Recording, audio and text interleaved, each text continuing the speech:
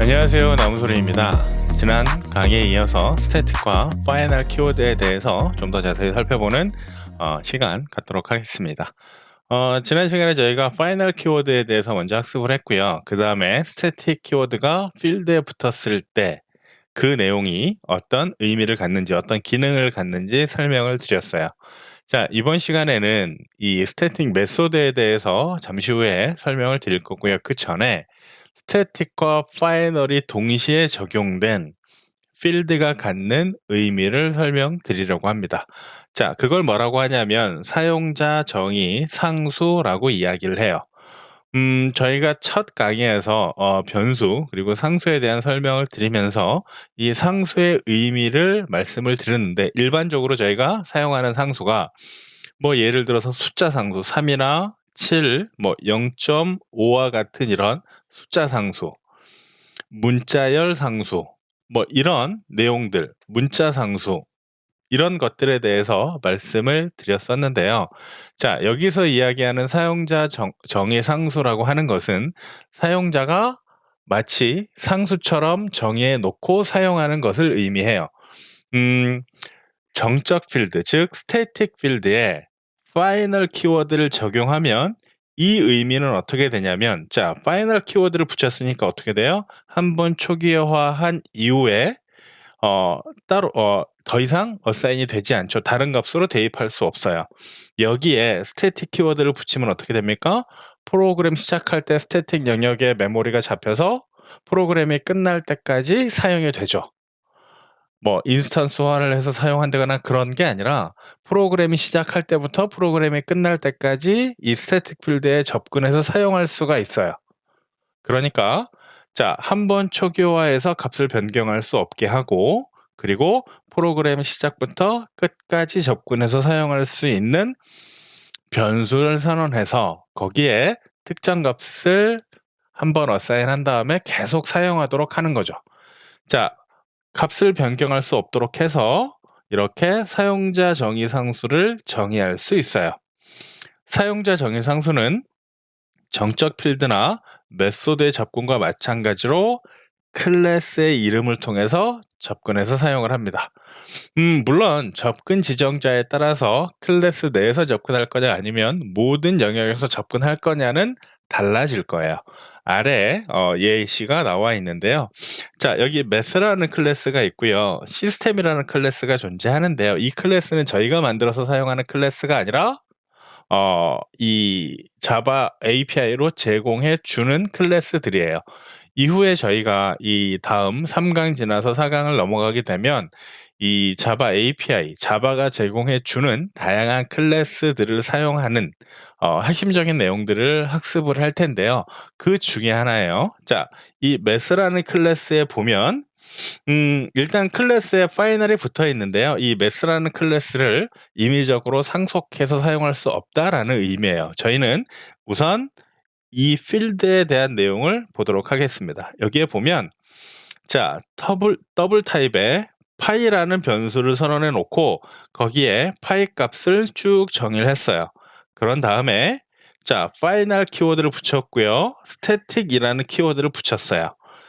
여기서 3.141592라는 이 값을 한번 초기화한 이후에 그 이후에 저희가 어떤 코드에서도 이 값을 사용하고자 한다면 이렇게 math에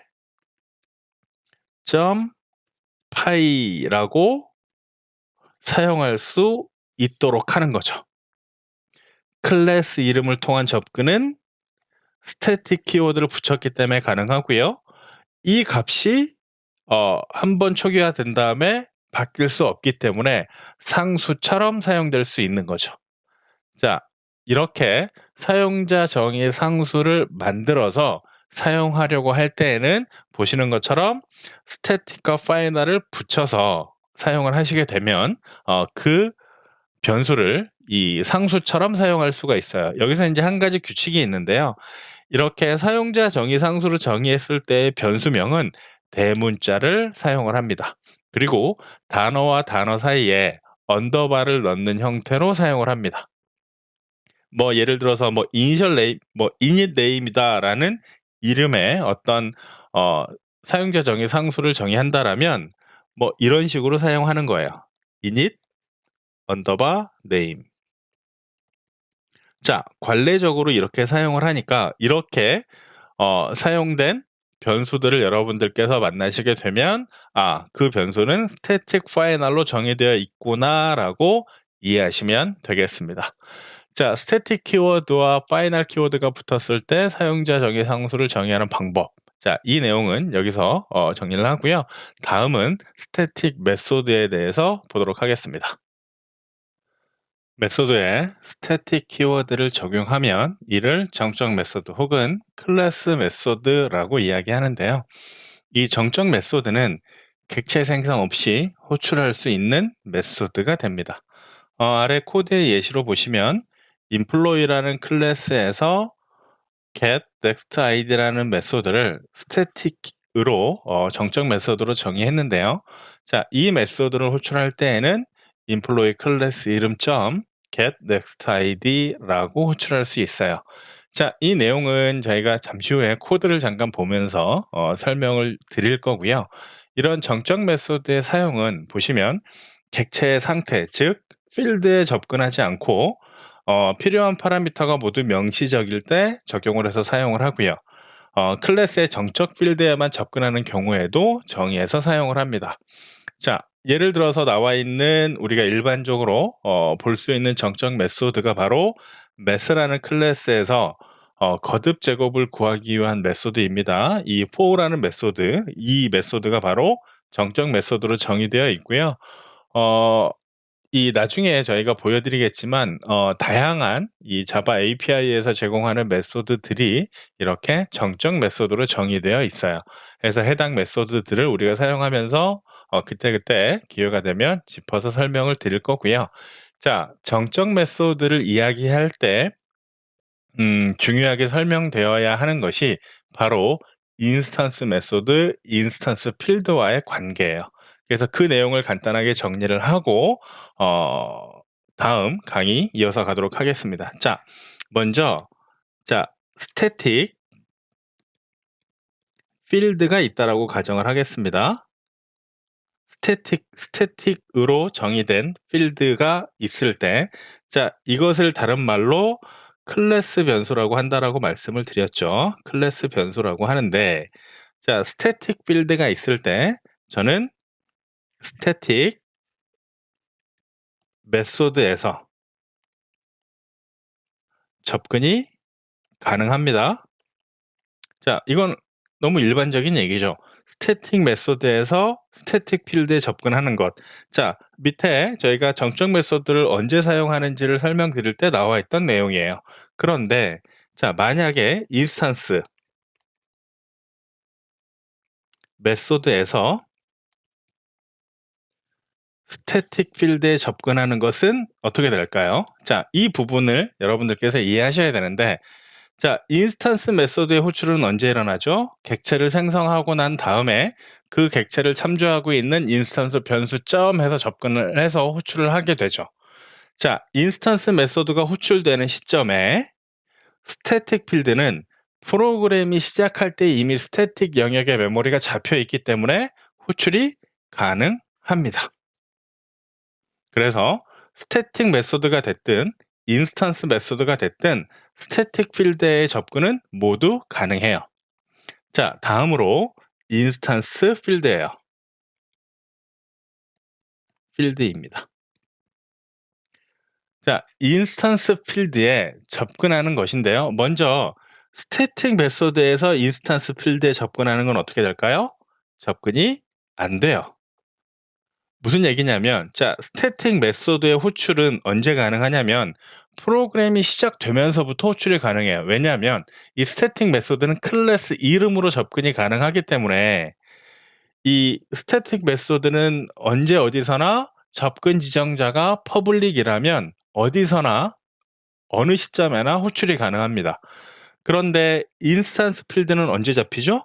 객체가 생성이 되고 난 이후에 잡혀요. 그러니까 이 스태틱 메소드가 호출되는 시점에 이 인스턴스 필드는 메모리에 없을 수 있죠. 그러니까 스태틱 메소드에서 인스턴스 필드에는 접근이 안 됩니다.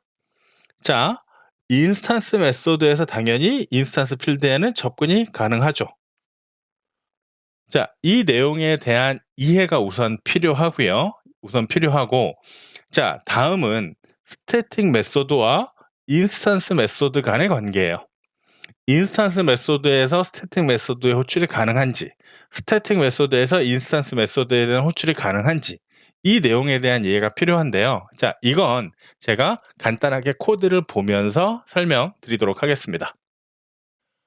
간단하게 코드를 정리해 봤는데요. 이 코드를 보시면 자, 스태틱 메시지라는 이름으로 자, 스태틱 필드가 붙은 키워드가 붙은 자, 스태틱 필드 하나 선언해 놨고요. 그다음에 인스턴스 필드, 인스턴스 메시지를 만들어 놨어요. 두 개의 필드를 정의를 했습니다. 자, 그리고 자, 생성자를 통해서 인스턴스 메시지를 초기화했습니다. 그리고 이제 두 개의 메소드를 정의를 했어요. 하나는 인스턴스 메소드, 하나는 스태틱 메소드예요. 여기서 보시면 자, 이 show static message라는 메소드의 호출은 언제 가능하죠? 프로그램 시작하면서부터 어디서든지 가능해요. 클래스 이름점 show static message라고 하면 호출이 됩니다. 그런데 이제 여기서 보시면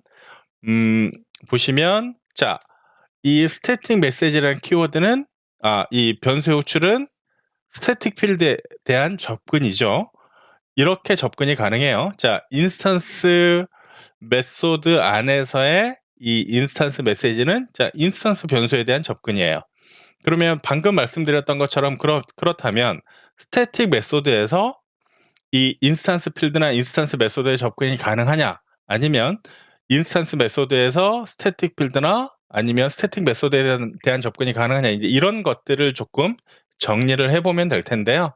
자, 먼저 이 인스턴스 메소드에서 자, 스태틱 필드에 대한 접근, 뭐 예를 들어서 system.out.println 해서 스태틱 메시지를 호출했을 때 이 필드에 접근했을 때 전혀 문제 없이 접근이 가능해요.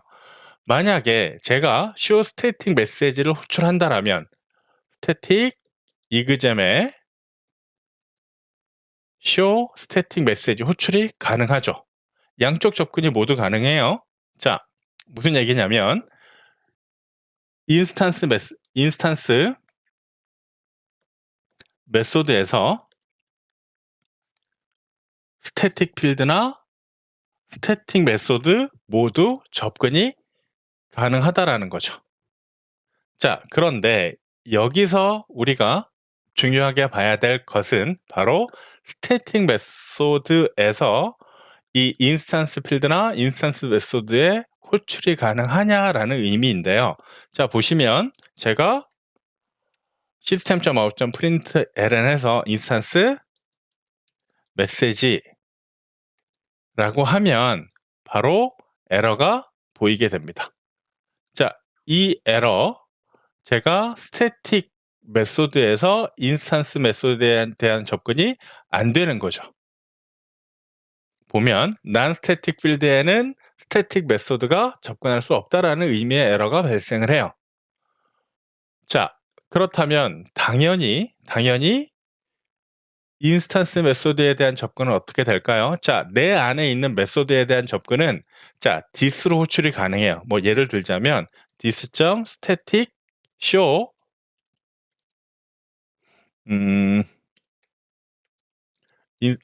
static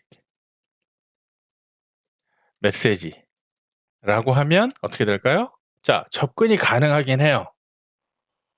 내 안에 있는 거니까 this라는 키워드를 통해서 스태틱 메소드에 대한 접근이 가능해요. 그런데 두 가지의 표현이 모두 가능한데요. 사실 이와 같은 표현은 권고하고 있지 않습니다. 그래서 실제로 스태틱 메소드의 접근은 같은 클래스 내에서라도 클래스 이름으로 접근을 해야 합니다. 자, 그렇다면 스태틱 메소드에서 인스턴스 메소드에 접근할 수 없다라는 것은 방금 확인을 했어요. 자, 그럼 다음으로 제가 방금 봤던 것처럼 this.show instance 메시지. 자, 이렇게 했을 때는 문제가 생기죠. 왜냐하면 이 메소드가 호출되는 시점에 얘가 없을 거거든요. 없을 수 있거든요. 얘는 show static message라는 이 스태틱 메소드는 프로그램이 시작하면서부터 어디서든지 호출이 가능한 메소드이기 때문에 객체 생성이 되어야지만, 즉 인스턴스화가 되어야지만 호출되는 show instance message는 이런 식으로 호출이 안 되는 거예요. 그러면 제가 만약에 이와 같은 코드를 작성한다면 exam, 자, 뭐 예를 들어서 se는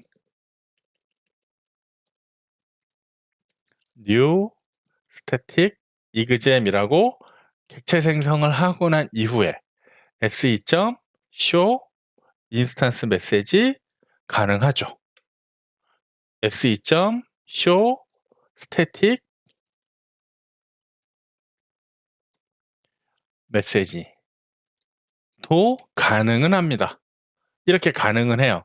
그런데 제가 스태틱 메소드에 대한 호출은 이렇게 레퍼런스 변수 점 해서 인스턴스 메소드 호출하는 것처럼 호출할 수 있는데, 자, 이렇게는 사용하지 않습니다. 어떻게 하냐면 이렇게 호출하는 게 명확하게 스태틱 메시지에 대한 메소드에 대한 호출이기 때문에 스태틱 메소드는 클래스 이름으로 호출을 해요. 가능하지만 이렇게 사용하지는 않는다라고 이해하시면 되겠고요. 자, 스태틱 메소드 안에서 해당 객체를 인스턴스화한 다음에 호출하는 건 가능하죠. 그런데 같은 클래스라고 해서 this를 통한 접근은 안 된다. 이 부분을 잘 정리해서 알고 계시는 게 중요합니다. 자, 스태틱 메소드와 인스턴스 메소드, 그리고 스태틱 필드와 인스턴스 필드의 관계에 대해서 설명을 드렸는데요. 이렇게 스태틱과 그 다음에 파이널 키워드를 마지막으로 저희가 2강의 강의는 마무리하려고 해요. 자, 2강에서 정리한 내용들, 클래스의 구성 요소라든지 생성자, 그리고 메소드, 그리고 스태틱과 파이널 키워드와 관련된 내용들은 다음 시간에 저희가 트래블 클럽이라는 프로그램을 실습으로 만들어 볼 텐데, 그때 이 트래블 클럽이라는 엔티티를 정의하는 것부터 스텝별로 진행을 하려고 해요. 그래서 다음 시간에는 저희가 실습을 진행할 텐데, 그때 2강의 내용들을 한 번 더 정리하는 시간들을 갖도록 하겠습니다. 자, 이번 강의는 여기서 마무리하도록 하겠습니다. 감사합니다.